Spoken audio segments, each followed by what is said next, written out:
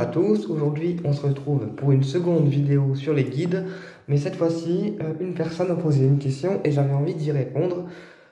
Elle m'a demandé si on pouvait avoir des guides de l'ombre, ou en tout cas des guides qui pouvaient nous mettre sur la mauvaise voie pour les personnes de lumière. Alors, les personnes qui ont des guides qui sont dans l'ombre, ce sont des personnes qui se connectent au bas astral parce que souvent elles font de la magie noire, elles font des sortilèges, elles font des rituels de magie rouge et tout ce qu'il ne faut, entre guillemets, pas faire, d'accord?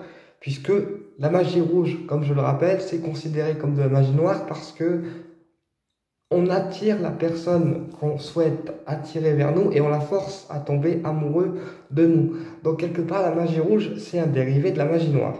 Ok? Donc toutes les personnes qui ont des guides du bas astral, eh bien c'est parce qu'elles-mêmes sont des âmes du bas astral. Ok?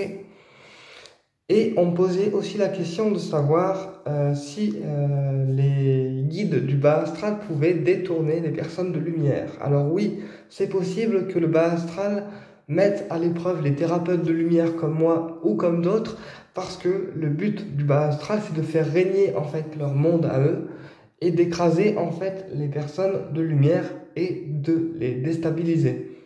Ok? Donc souvent, ce qu'ils font, c'est qu'ils vont venir pomper l'énergie de la personne de lumière pour la rendre fatiguée, épuisée, jusqu'à ce qu'elle soit incapable de la dégager, en fait, cette entité.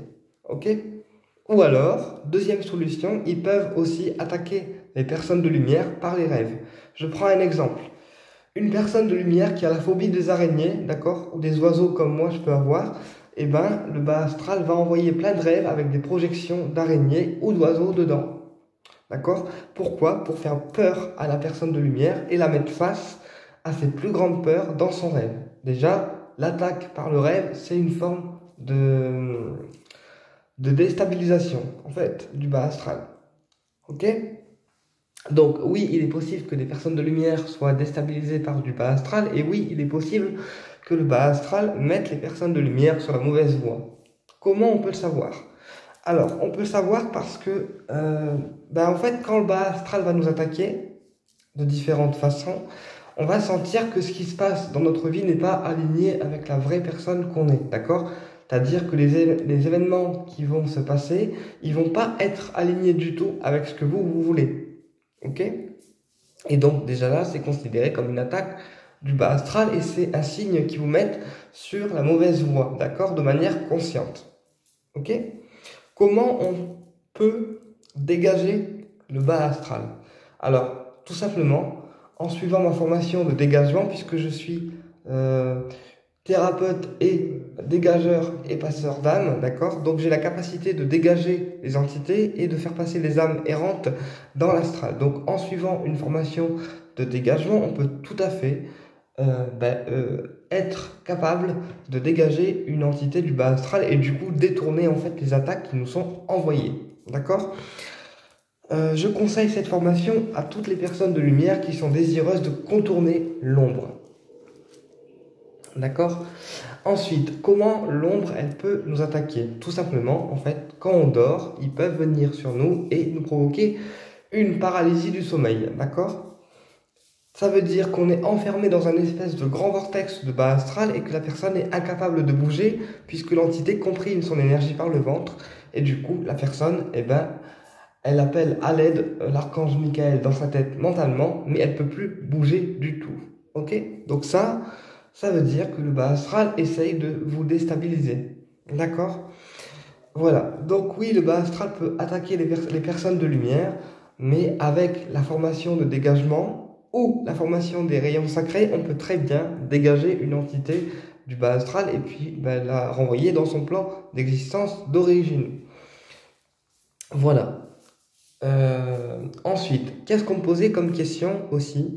Est-ce qu'on peut... c'était quoi la question que j'avais lue sur le commentaire? Ah oui, comment on sait si nos guides se relayent, si on change de guide pour les personnes de lumière?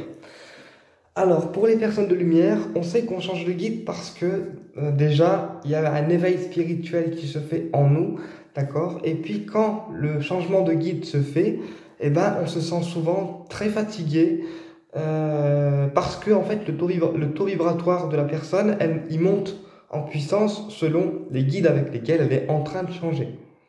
D'accord? Et puis aussi un signe qu'on change de guide, c'est que eh bien on va avoir d'autres perceptions, on va voir la vie sous un autre angle, sous une autre dimension, et du coup on va s'apercevoir que on prend du recul selon certaines situations, et du coup c'est aussi considéré comme un changement de guide, c'est-à-dire que voilà, les guides vont aussi vous faire prendre conscience de certaines choses. Et du coup, vous allez voir qu'en vous, déjà, il y a un changement, d'accord? Et donc, c'est les guides qui se relayent. Voilà. Et puis, pour certains, vous allez aussi, lorsque les guides vont changer, sentir leur présence de manière plus intense, d'accord? Alors, comment on sent la présence des guides avec lesquels on est en train de changer? Eh ben, on sent des frissons qui nous parcourent le corps, d'accord, mais des frissons légers. Hein. C'est pas des frissons genre le truc oppressant, d'accord, c'est un truc léger. Ou ensuite, tout simplement, en fait, quand on appelle nos guides, eh bien, ils vont se manifester autour de vous, et puis vous allez sentir que vous avez très très très froid. Et donc, eh bien, le frisson sera plus ou moins intense en fonction du nombre de guides qui sera avec vous. Ok? Ensuite, comment différencier les guides du haut astral et les guides du bas astral? Alors, les guides du haut astral, déjà, ce sont des guides qui viennent nous voir en douceur, d'accord? Et puis qui se manifestent en douceur par des plumes, par la bougie parfois aussi. Quand vous allumez une bougie et que la flamme devient très très grande et très très bleue, eh bien c'est aussi le signe d'un guide protecteur. Ok? Ou alors si vous voyez un papillon, voilà, un papillon ou quelque chose de récurrent, eh bien c'est aussi signe de vos guides. Après, c'est à vous de choisir le signe que vos guides vont vous faire. D'accord? Moi, généralement, à mes guides, je demande un papillon ou alors une plume ou alors les heures miroirs aussi. Voilà, comme ça, je sais que quand je tombe sur telle heure, c'est un signe. Ok? Et comment différencier les guides du bas astral? Donc ceux où il ne faut pas...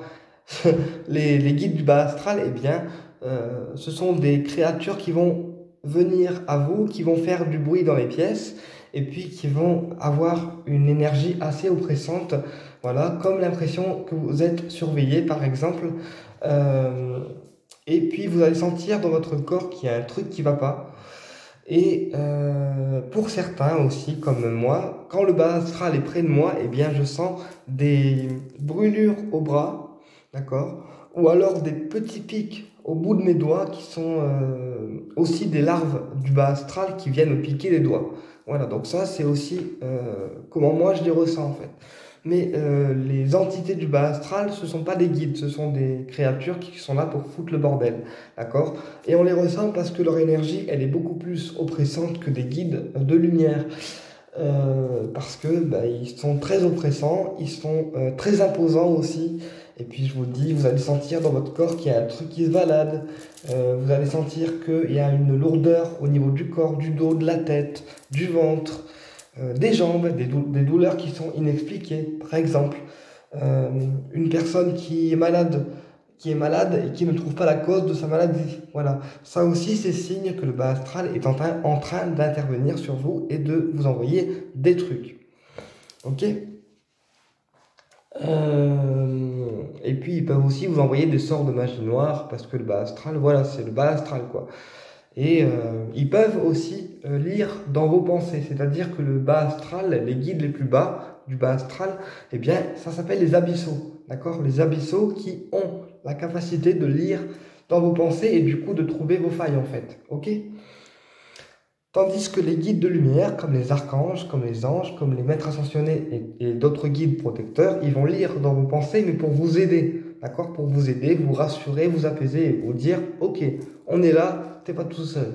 Voilà. Donc, pour les personnes qui sont désireuses de combattre l'ombre, je vous invite à suivre ma formation de dégagement et de passage d'âme soit avec moi, soit avec ma confrère Marie-Hélène Vaillant, qui est une formatrice juste géniale. Ces formations, ils valent le détour. Voilà, moi j'ai fait toutes les formations avec elle et franchement, ça déchire. Donc voilà, j'espère avoir répondu à votre question et je vous dis à très bientôt pour une prochaine vidéo. Au plaisir.